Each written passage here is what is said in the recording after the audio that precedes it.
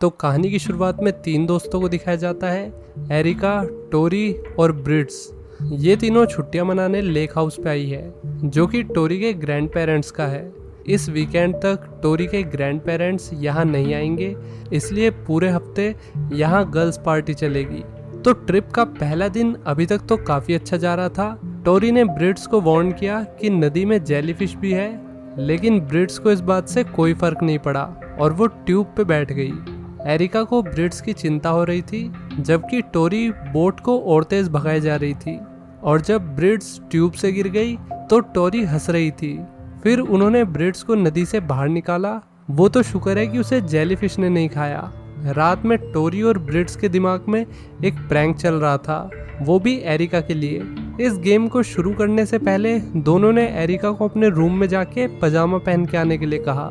Areca अपने room में आ गई, लेकिन उसे नहीं पता कि टोरी और ब्रिट्स ने उसके रूम में कैमरा लगा रखा है उसके साथ प्रैंक करने के लिए। हालांकि उसे जल्दी पता चल गया कि कैमरे ने उस पर नजर रख रखी है, इसलिए वो कैमरे की तरफ बढ़ी और उसका पैर एक वायर में लग गया, जिसे देखकर टोरी और ब्रिट्स शॉक रह गए। इनसे कुछ गड़बड़ हो गई थी, इसलिए तेजी में ऊपर भागे और इन्होंने वहां देखा कि एरिका का गला वायर में फंसा हुआ है। टोरी ने उसकी पल्स चेक की तो उसे कोई पल्स नहीं मिली। इसका मतलब एरिका मर चुकी है। अब दोनों लड़की के तोते मैना सब उड़ गए। स्थिति का सामना करके मदद बुलाने की जगह टोरी उसकी बॉडी को खींच के यार्ड में ले आई। फिर वे दोनों मिलके उसकी बॉडी को दफनाने लगे। क्या फ्रेंडशिप है यार, आलू पूड़ी खाने के लिए इतनी मेहनत। अचानक से एरिका की बॉडी मूव करने लगी और टोरी और ब्रिट्स उसे तुरंत अंदर ले आए। एरिका को जिंदा देखकर इन्हें पहले से भी ज्यादा चिंता होने लगी कि ये कहीं कुछ बोल ना दे। अब एरिका को पूरी तरीके से होश आ गया, लेकिन उसे कुछ याद नहीं आ रहा था। तो टोरी ने इस बात का फायदा उठाते हुए कहा कि उसका छोटा सा एक्सीडेंट हो गया था, जिस वजह से उसे थोड़ी बहुत चोट आ गई। उसे पहले का कुछ याद ना आ जाए, इसलिए टोरी और ब्रिट्स उसे ब्रिट्स के रूम में ले गए, बजाय एरिका के रूम में ले जाने के। अब वे दोनों उसे अकेले छोड़कर चले गए। तब एरिका ने नोटिस किया कि वो पूरी तरह से मिट्टी में सनी हुई है।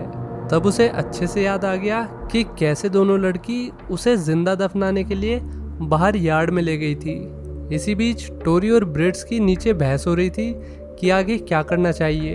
तभी उन्हें कुछ आवाज आई। वे ऊपर चेक करने गए तो उन्हें पता चला कि एरिका को सब कुछ याद आ चुका है। घबराई हुई एरिका नीचे जाने लगी ताकि वो फोन करके मदद बुला सके, लेकिन टोरी नहीं चाहती थी कि एरिका इसके बारे में किसी को भी कुछ भी बताए। ब्रिट्स उसके सामने रो रही थी और उसे समझा रही थी कि ये सब सिर्फ एक प्रैंक था। वे नहीं जानते थे कि चीजें इतनी खराब हो जाएगी। टोरी ने फिर एरिका को पकड़कर उसे कुर्सी से बांध दिया। इस काम में ब्रिट्स ने भी उसकी मदद की, हालांकि वो ऐसा करना नहीं चाहती थी। अगली सुबह टोरी उसके पास आई और उसने कहा कि वो उसे तब तक बंदी बना के रखेगी जब तक कि एरिका उसे भरोसा नहीं दिलाती कि वो अपना मुंह नहीं खोलेगी। एरिका ने सिर्फ इतना ही कहा कि उसे बाथरूम जाना है और वो धीरे धीरे खिड़की खोलने लगी। ब्रिट्स उसकी तरफ नहीं देख रही थी और मौके का फायदा उठा के वो भागना चाहती थी। ब्रिट्स ने उसे भागता देखकर भी नहीं रोका, लेकिन फिर टोरी यहाँ गई। इसके बाद उन्होंने फिर से एरिका को बांध दिया और अपनी अपनी तन्हाई में खो गई। दोनों लड़कियों को अचानक बाहर से आवाजें आती है। ये यार्ड वर्कर थे जो यहाँ मरम्मत करने के लिए आए हुए थे। एरिका एकदम से चीखी, लेकिन वर्कर्स तक उसकी आवाज पहुंचने से पहले ही टोरी और ब्रिट्स ने उसका मुंह बंद कर दिया। उन्होंने उसके मुंह पे टेप लगा दी और उसे क्लोजेट में बंद कर दिया। यहाँ पे कैल्विन नाम का वर्कर आता है, जिसे टोरी के ग्रैंड पेरेंट्स ने कल रात के तूफान से हुए डैमेज की मरम्मत करने के लिए भेजा था। टोरी उसे बातों में लगा रही थी। इधर एरिका पूरी कोशिश कर रही थी कि वो कुछ आवाज करके वर्कर का ध्यान इधर खींच सके, लेकिन कुछ फायदा नहीं हुआ। वर्कर वैसे ही बूढ़ा था और उसे ऊंचा सुनाई देता था। वर्कर के जाने के बाद टोरी ने एरिका को बढ़िया तरीके से सुनाया आवाज करने के लिए। फिर टोरी ने यार्ड वर्कर्स को फोन करके आने के लिए मना कर दिया, क्योंकि इस हफ्ते मौसम काफी खराब होने वाला था। इसके बाद उसने एरिका और ब्रिट्स दोनों के सेल फोन्स को लॉक कर दिया। ब्रिट्स टोरी से अलग थी। वो जानती थी कि एरिका के साथ बहुत गलत हो रहा है, इसलिए उसने डिसाइड किया कि वो मदद बुलाएगी।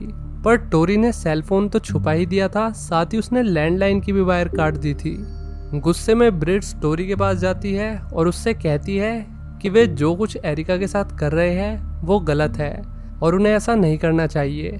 इस बात पे टोरी ने ब्रिट्स को याद दिलाया कि वे एरिका को जिंदा दफनाने जा रहे थे। अगर एरिका ने किसी को भी ये बात बता दी तो उनका फ्यूचर तो खत्म हो जाएगा। टोरी के हिसाब से अभी भी उनके पास 3 दिन थे ये पक्का करने के लिए कि एरिका किसी को कुछ ना बताए। टोरी ने उसे भरोसा दिलाया कि ये सब ऐसे खत्म नहीं होगा। अगली सुबह ब्रिट्स एरिका के पास आती है उससे माफ़ी मांगने के लिए और उससे कहती है कि उनके पास और कोई चॉइस नहीं थी। सब कुछ इतनी जल्दी हो गया कि उन्हें पता ही नहीं लगा कि क्या सही है और क्या गलत। इसके जवाब में एरिका ने कहा कि तुम डरपोक हो। ये सुन के ब्रिट्स डिफेंसिव हो गई और ऐसे बोलने लगी जैसे वो खुद ही विक्टिम हो।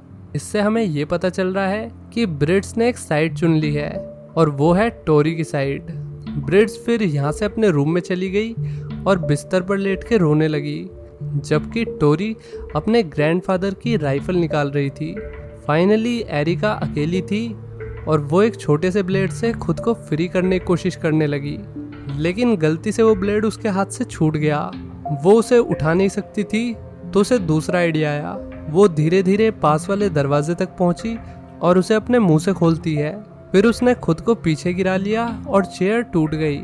फाइनली एरिका फ्री थी। वो बिना दाएं बाएं देखे अपने शरीर की पूरी ताकत लगाते हुए भागने लगती है। ब्रिट्स और टोरी को पता चल चुका था कि वो भाग गई है, इसलिए लड़कियां उसे पकड़ने के लिए कार में बैठती है। लगता है ये आज ही सीपीयू निकाल लेगी। फिर वो एक पेड़ के पीछे छुप गई जब तक कि कार यहाँ से चली न जाए, लेकिन लड़कियों ने उसे देख लिया और फिर उसे ज़बरदस्ती भगाया। इसके बाद उन्होंने कार रोक दी और उसमें से ब्रिट्स बाहर आती है, जो एरिका से बड़े प्यार से कह रही थी कि कार में बैठ जाओ। ये देखकर टोरी को गुस्सा आ गया और उसने एरिका की तरफ फायरिंग करनी शुरू कर दी। किसी साइको की तरह टोरी ने उसे घर तक भागकर जाने की पनिशमेंट दी। हालांकि बीच रास्ते में ही एरिका थकान की वजह से बेहोश हो जाती है। फिर वे दोनों उसे वापस घर में ले आए और इस बार उसे अच्छे से चेयर से बांध दिया। अब टोरी का क्या प्लान था ये टोरी को खुद भी नहीं पता था। पहले तो उसने एरिका की साफ सफाई करी, फिर उसे ज़बरदस्ती दारू पिलाई और खुद भी पी। दारू के नशे में टोरी डांस करने लगी जब तक कि वो थक नहीं गई। एरिका ने कहा कि ऐसा कुछ भी नहीं होना चाहिए था, लेकिन टोरी अब बहुत आगे आ चुकी थी। वो एक बैट लाई और उससे शराब की बोतलें तोड़ने लगी। एक तो उसने एरिका के सर के ऊपर फोड़ दी, फिर वो एरिका को थप्पड़ मार के उसके ऊपर चिल्लाने लगी। बदले में एरिका भी उस पर चिल्लाने लगती है। टोरी फिर उसकी थाइस को टच करती है जैसे कि वो उसके साथ और कुछ भी करना चाहती हो, लेकिन फिर यहाँ से जाने का डिसाइड करती है क्योंकि टोरी के दिन चल रहे थे। ब्रिट्स अगली सुबह तक नीचे नहीं गई, लेकिन सुबह को जब वो नीचे गई तो उसने देखा कि टोरी ने सारी हदें पार कर दी है। एरिका की हालत बिल्कुल भी ठीक नहीं लग रही थी। अब ब्रिट्स से और नहीं देखा जा रहा था। वो टोरी के पास गई और गुस्से से बोली कि अब बस बहुत हो चुका। इस पे टोरी ने कहा कि वो बस एरिका को टेस्ट कर रही थी। फिर टोरी ने कहा कि प्रैंक का आइडिया उसी का था और अब जब चीज़ें हाथ से निकल गई तो वो सिर्फ उस पर दोष डाल रही है। ब्रिट्स ने अपने बचाव में कहा कि उसे घसीट के नीचे लाने वाली तुम थी। ब्रिट्स अब यहाँ से बाहर जाने लगी तो एरिका ने उसे रोकते हुए कहा कि उसे ये सब रोकना होगा इससे पहले कि बहुत देर हो जाए। एरिका ने कहा कि टोरी पहले मुझे मारेगी और फिर अगला नंबर तुम्हारा होगा। ब्रिट्स को समझ नहीं आ रहा था कि उसे क्या करना चाहिए और इधर टोरी दीवार में अपना सर मार रही थी वो काम करने से पहले जो वो करने जा रही थी। इसी बीच ब्रिट्स ने नदी में कूदकर अपनी जान देने की कोशिश की। वो ये सोचकर कूदी थी कि जेलीफिश उसे खा ले।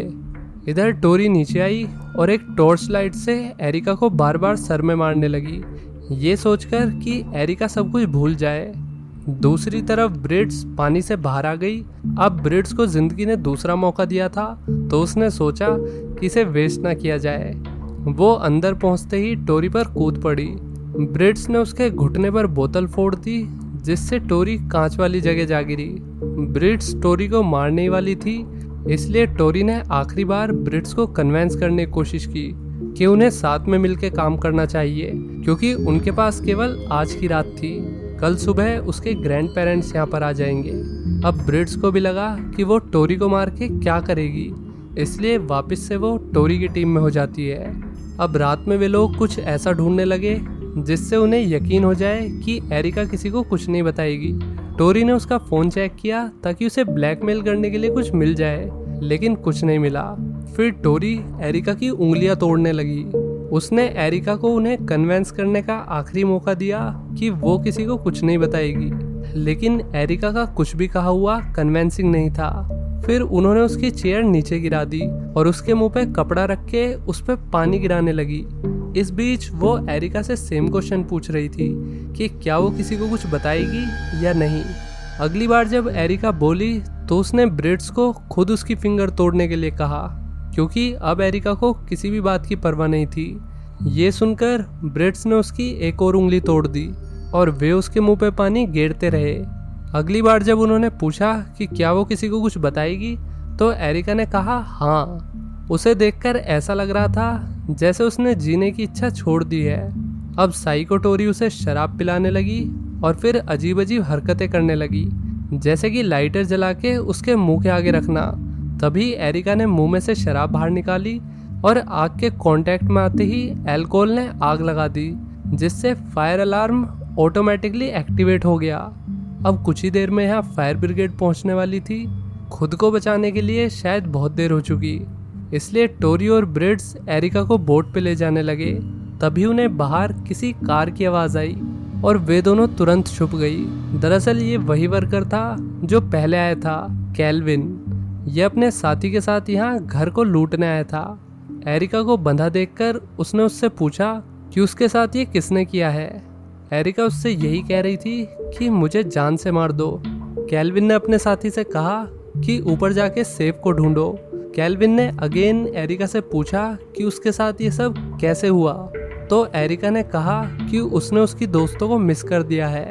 ऊपर टोरी और ब्रिट्स ने कैल्विन के साथी का गला घोट के उसे मार डाला और फिर टोरी और ब्रिट्स दादाजी की राइफल लेके नीचे आ गई। इधर एरिका की हालत देखकर कैल्विन का दिल पिघल गया और वो एरिका को खोल के उसके नज़दीक आने लगा। अनएक्सपेक्टेडली एरिका ने उसकी गन निकाली और उसको शूट कर दिया। ये चीज़ टोरी और ब्रिट्स ने देख ली और उन्हें एरिका का मुंह बंद करवाने के लिए एक रीज़न मिल गया। आखिर में इन्होंने पुलिस को फ़ोन किया और फिर एक फेक स्टोरी बनाई कि रॉबर्स इनका घर लूटने आए थे और उन्होंने इन्हें मारने की भी कोशिश की। टोरी के हिसाब से वे खुद को डिफेंड करने में कामयाब रहे और उन्होंने सेल्फ डिफेंस में रॉबर्स को मार दिया। इसके बाद उन्होंने खुद को साफ किया और शांति से वापस अपने अपने घर चले गए, जैसे कि उनके बीच कुछ हुआ ही ना हो। अगले सीन में हम देखते हैं कि काफ़ी वक्त बीत चुका है। पिछले इंसिडेंट की वजह से एरिका ट्रॉमाटाइज भी है, लेकिन उसने अभी तक किसी को कुछ नहीं बताया और तीनों फ्रेंड्स अभी भी एक दूसरे के पास रह रहे थे। इसी के साथ ये मूवी यहीं ख़त्म हो जाती है। कैसी लगी दोस्तों ये स्टोरी, लाइक और कमेंट करके बताइए। मिलते हैं नेक्स्ट वीडियो में। Till then take care, bye bye.